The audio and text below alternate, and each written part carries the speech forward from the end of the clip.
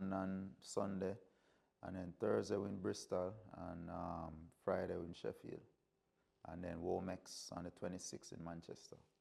So I know you performed in all of these places before. Yeah. London's clearly your favourite. Yeah, you could say that. Yeah. You could say that. Yeah. Why Them, not? them Birmingham before they come for me. But is there anywhere else in the UK you'd love to take the show? I've never been to Ireland, never been to Scotland, I've never been Wales, you know, so. All to do. Yeah. All to do. Looking back, when was your first ever stage performance? And I know that might have been when you was a young kid, artist, and it might not have been a big thing to anybody else, but for you, it was probably yeah, man, it was huge. I mean, so we were part of like it's like a young emerging kind of hip hop scene in a Kingston.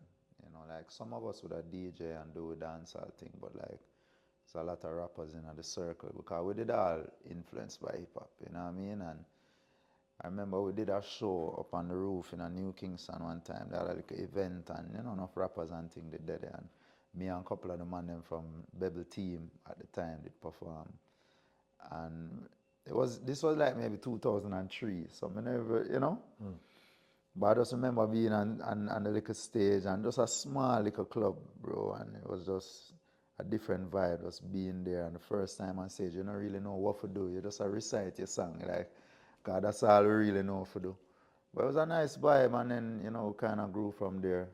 I did a similar thing in Orlando when I was there going to school one time. I did a part with a couple sound man and thing, and them carry me go Jacksonville. And they perform at one like a small place, so. And them time, I find my little voice as a reggae artist. You know, I have one and two little reggae song I work on and thing.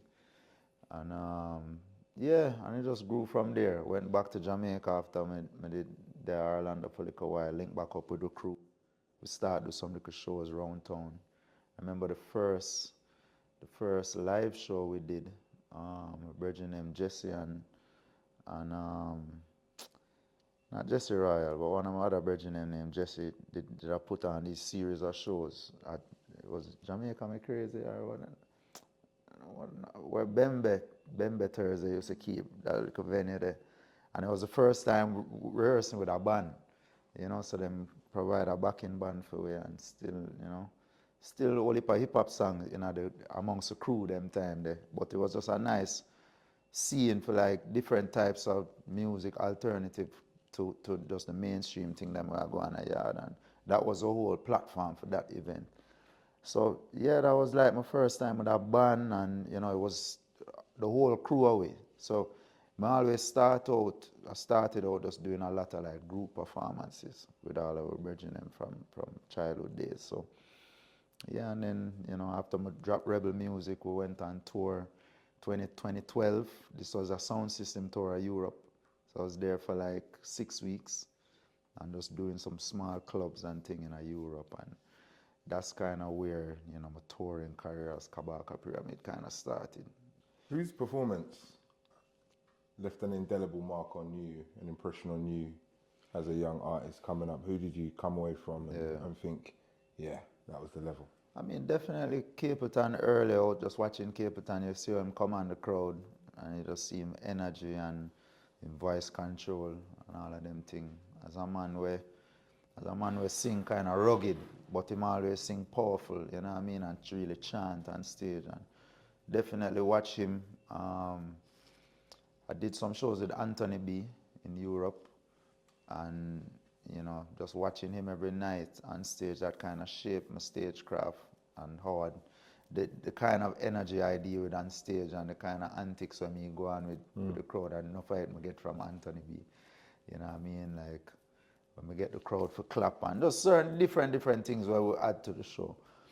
But yeah, outside of that, I would say like the flow of my show and the structure of the show I learned that from touring with Damien, you know, and just, you know, making sure that the set kind of start high and then it have a little part where it dip and then it go up on it, you know, and it end on a high, you know. That's kind of what I learned from him, and just, yeah, making sure that the crowd control is there, but structure, him think a little bit more structured than how I used to. I would have just be changing up on my songs and freestyling and just doing all kind of, just on the spot things. But I kind of learned to structure my thing a bit more after touring with Damien.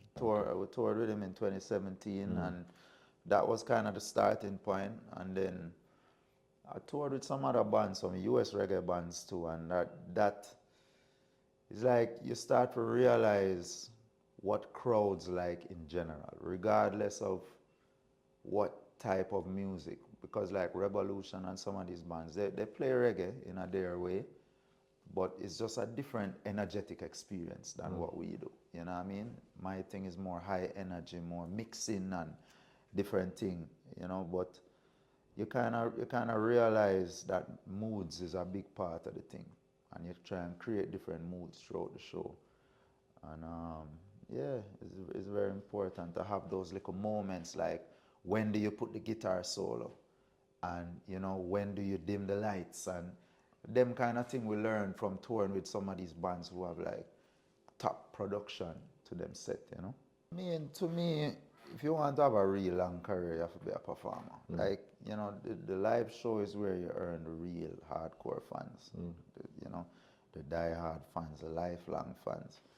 Because if you're just a streaming artist, or just people are just fans of your songs, then you have to constantly be making a certain type of song to keep those fans as fans. And maybe they're just fans of your catalog from a certain period, and then that's it. But being on stage now and working on the stagecraft, that you're able to go all around the world. And enough people, like, the sound of music changed. What people interested in listening to change in terms of mainstream. So it's like, I might not want to make pop sounding music, but if I have a live show, I can still earn the same as some of these pop and these mainstream artists, because touring is where the thing is. But you have to have a show. Most memorable Kabaka Pyramid performance? I feel like every year I have a different one. I'll go back to a show I did in Paris last year. Why was it so memorable? So, let me tell you, like, when you're in Europe, there's a lot of people who, in terms of the fans, like, they're just fans of the music in general, and it's like, obviously they come to see you, they know what your show is, they know your show is a certain vibe, but like, there was something special about that night at Paris where, like, I could see these people are definite fans of the actual music that I'm making, and it saying that might sound a little way, but obviously everywhere we go, we have people who, but like right throughout the set, is like genuine forward, and like song I pull up multiple time, and the place hot, the place dripping with humidity, and like, the place smoke out. And I remember by the time I reached Can't Breathe in an encore, I literally couldn't breathe the way out. Like, it's like the second hand smoke, and you just take that in and you perform and you jump the whole night. Because I'm a man, sometimes I try to keep my show level at the beginning, so I save energy for the end. But that show there is like, the people them just have where jump all night, I was going to ask you as well about the difference between performing to English-speaking crowd, non-English-speaking crowd. Is there a difference for you as the artist in the center of it all? Yeah, so definitely. I mean, because the music it comes with a heavy dialect. So if the culture, more familiar with it, then you get more genuine reactions to the actual lines in songs, rather than just the vibe of a song or just the chorus. Like, if I perform in England now, I can strip down the verses more so I can make the lyrics come out, because I know the people are going to understand what I say. When you're in Europe now or in other places, it's less about the actual lyrics in the verse then, because maybe them not catch everything. So it's more about just the complete vibe and the musicality of the show. Worst Kabaka Pyramid performance? When it was a disaster, and I know that you know straight away because you look down.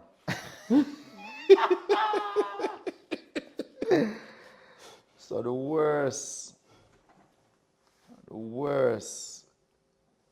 I remember I did a show at Calabar High School.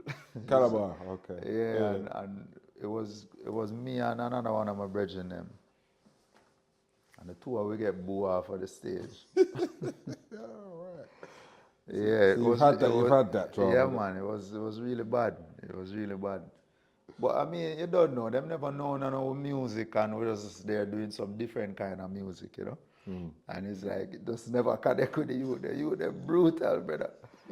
You know, but we have some really memorable school shows since then. But that was early. That was before Rebel Music, before I really established myself as a reggae artist. You know what I mean? So someone's got the footage somewhere, but probably, yeah. You ever had stage fright? So I used to have it, but only in Jamaica for some reason. Okay, interesting. Yeah, only like the first time I did Rebel Salute, my leg was shaking before, like literally, like, you know, and went and they said, I had a good show still, but like the nerves was a thing. But is that because the scrutiny at home is just unlike anywhere else? It's, you know.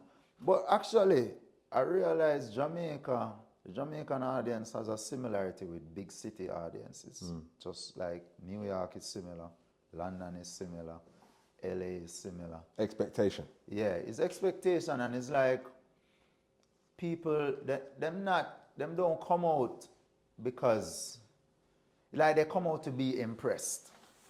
You know, we've seen it all, so it showed me something different. You know, it's not like, oh, we're just so excited to be here. We're just, you know what I mean? And yeah, it's not like that in the big cities. And Jamaica, definitely, whether it's Kingston or wherever, that is a vibe. So people are looking on you. They must stare upon you until you do something that really get a reaction out of them. You know? Kabaka Pyramid, been a pleasure. Yeah, man. Good luck with the shows. You still support Arsenal? Definitely. What do you reckon? You can win the league this year? I believe so. I think what I saw against City, it was a change. There was a shift, you know, even though they scored that late goal. But to be down 10 men for so long in the game, I felt like 11 would have probably win like 3-1, maybe 4-2, you know. And then that would have really cemented the shift to me. Like Liverpool, concerned about Liverpool, but I feel like last year they will falter towards the end.